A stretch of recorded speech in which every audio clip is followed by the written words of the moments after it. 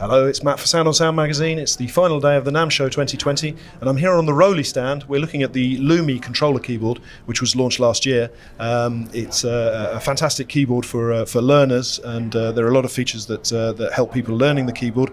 But this year we're going to see a lot more of the professional features develop, and I'm here with Elliot from Roli. He's going to tell us more about that and how it can really integrate into a professional situation. Elliot, what sort of developments are we going to see over the coming year?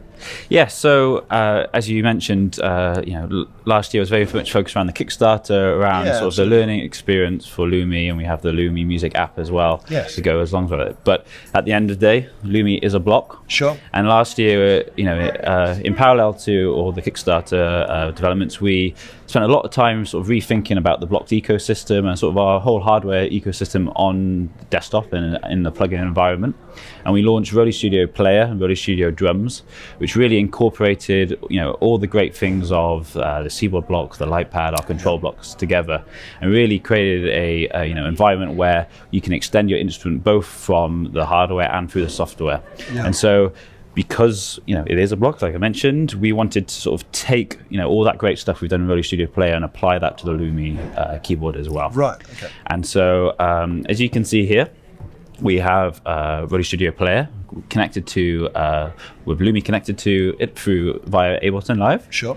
And so Roli Studio Player combines all our great synth engines across Roli and F Expansion. So we've got Equator, we've got Cypher 2, we've got Strobe 2. Sure. And obviously, we're renowned for our MP sounds in those engines. And so, not always, these sounds when played on MP instrument don't always translate to, a standard keyboard. Sure. So the first thing we did was really, look through our whole library and make sure that we can, all these great sounds we've got play great on these types of keyboards. Yeah, because this isn't a full-size set of keys, is it? But it's a special size of keyboard that's been developed to aid players. Isn't it? Yes, exactly. Yeah, and although it doesn't have MPE, we still have pressure, and we can use that as channel pressure or poly pressure. Poly pressure. So it's great to still have that as a as an additional sort of expression on the hardware. I think that's something that perhaps didn't come across necessarily at Lumi's first launch.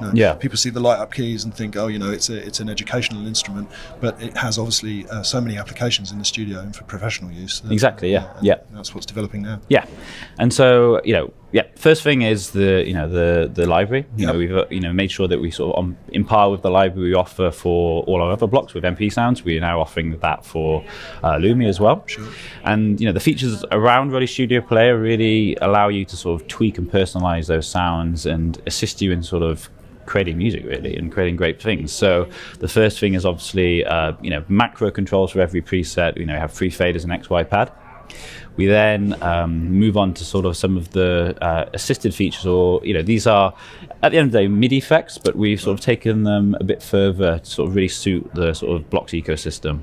So first of all, we have this concept of a global key and scale, and this is great for having a light up keyboard, obviously. Right. Yeah. So right now you can see I'm in C minor. Yep. But those keys are lit up, obviously. Yep. And I can easily change this to be C major, or I can start going into sort of my pentatonics. Right, instant visual feedback. Yeah, and it's an instant there, and then I can start going into more unusual scales. I can go into my blues scales, or I can go into like whole tones. And again, if I want to change the root note, you can see that the white keys here are the root note, and every other note is blue. Yeah. So for soloing or whatever, exactly, you instantly know which keys are going to fit. Yeah. So if I'm in my blues, D blues, I instantly know what notes to play there. Absolutely. It's great. And we've talked to both hobbyists, just starting out, making music, and it's great for them who may not be so familiar with their keys and scales. Yeah, sure. But even with more experienced musicians, we find that I always stick in C minor. Right, absolutely. But maybe it's time to move out of C minor and try and experiment with a few other different keys and scales. And I think that really helps sort of get people out of their sort of comfort zone. Absolutely. So integrating with blocks, as you say, Lumi is a block. Yeah. So it's a simple matter to literally physically stick these two keyboards together and add other blocks as well. Exactly. Yeah. Yeah. So I can show you that now actually. So if I connect this here, you can see instantly now I'm controlling the macros. So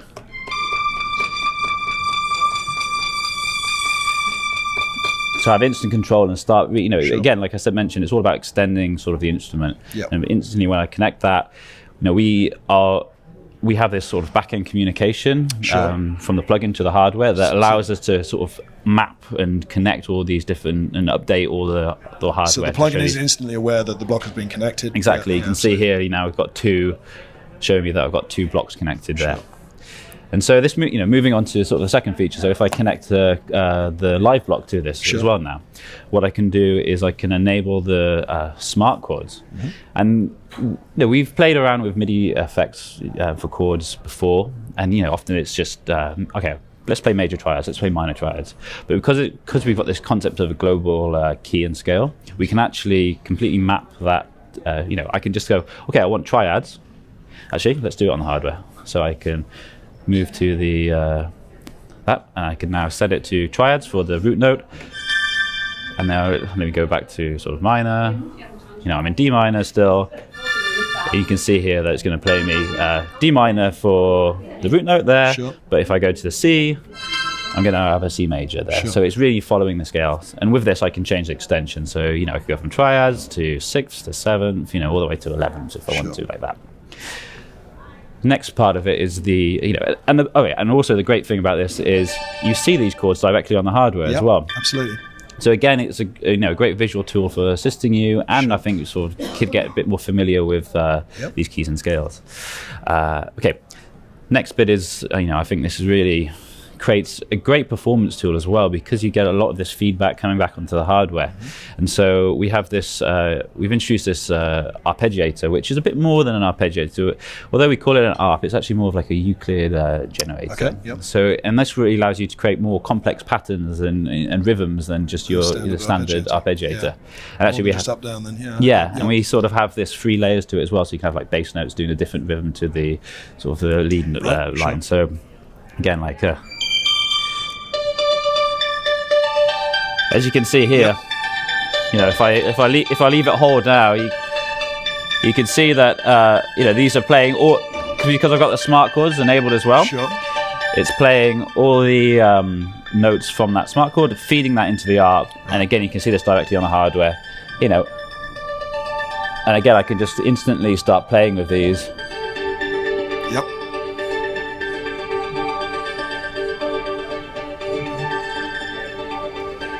So that, that's a great feature there, just to start instantly sort of creating some variations in your art patterns. Absolutely. And all of this stuff, because it's talking direct to the parameters in Roli Studio Player, I can instantly just start recording these as like host automation as well. So I can sort of build up those tracks really well. That really, those are sort of the great things that we show on the hardware. And you also have some other features around here, for instance, like the audio effects, which is another way of adding a bit of variance to your sound and your performance, and almost like chaos pad style like audio effects. So, when I interact with these, they get enabled, and then when I let go, they get disabled. So, if I get that going again, that's just watching now. Yeah. Instantly I can start playing around with that filter. From the block. Yep. And then I release and it goes back to being disabled there. So these are great features in Roli Studio Player. It's really great to have some of these talking directly to the hardware.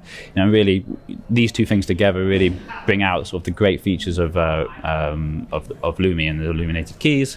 Again, because it is a block, I can connect a second one. Sure. So it certainly makes it very transportable. Yep, if you're, exactly. Yep. You break it down to its constituent parts. So you can see now again it's all updating based on my key and scale. Yep.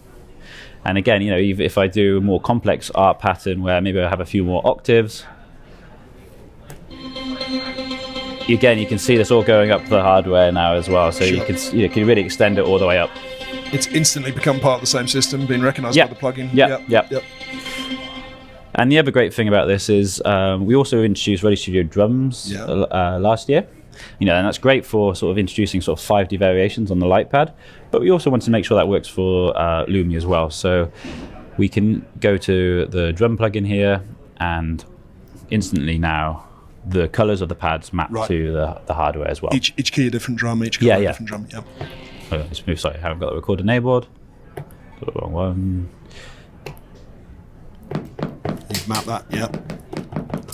obviously, with the Lightpad, you get the variants on Sure. the 5D, but we still wanted to make sure we integrate that into the sort of the ecosystem. Understood. now. And again, instant visual feedback, and Exactly. you can't possibly lose Yeah. which key is which. Yeah. And one of the great things about Roli Studio, was both plugins, is this back-end communication with the hardware. Working in a DAW environment, you're going to have multiple instances of the same plugin or other plugins. Sure. And so you don't want these integrations clashing. So we've got a very sophisticated system under the hood that is making sure what's in focus is going to be showing up on the hardware. And so you could lock different features. So if I wanted this to stay in the drum grid mode, I can lock that and then go back to Roli Studio Player and maybe have that as the ARP variations and things like that. Understood. So yeah, that's sort of the core integration we've got going now with Lumi and Roli Studio. Fantastic. It does just work as a conventional MIDI controller as well. If I want to Absolutely. use it with anything, and maybe it's worth just showing quickly some of those features as well. So if I just have it as a single block now, Sure. and our dashboard software, which Yep. is used for configuring all our other blocks, can be used the same here. So I can set channel range. Yep. I can set sort of sensitivity of the hardware. Here I can set again the key and scale, so I can put it into major. Sure. And this is sort of like that. This then becomes like the default mode for the hardware. And we also have some of the different colors as well. So we have the color mode, the rainbow mode that we use a lot in sort of the Lumi app. Yes. Which I think it looks fun, but Yeah. I think having some other variations as well, where I Sure, can you control actually the color, so I can I it's can set these continuously things variable here. there, you can set it to I can anything. set that, so that's all the notes in the scale. I can then set the root note as well. Yeah. Or if you want, you could just have it in a piano mode if you Yeah, want, understood. which is great. Yeah.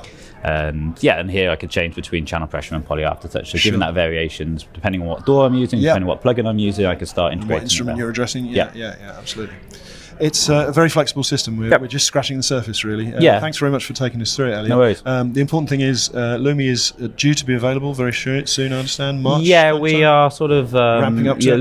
looking sort of exactly when at the moment. It's still a bit up okay. in the air, but Sure. sort of we'll have some updates in sort of the near future on that. Understood. And the pricing? Pricing, TBC as well. Yeah. Okay, Yeah. fair enough. Yeah. Yeah, still Still work in got a few lots of work in progresses at the moment, but trying to get this core sort of functionality in place is great to start getting this feedback on sort of what we've got so far, and this isn't the end. We want to sort of continue sort of developing this a bit further Yeah, before fair getting to enough. the main release. Elliot, thank you very much for your time. No worries. Thank you very much. Have a good show. Cheers. Cheers.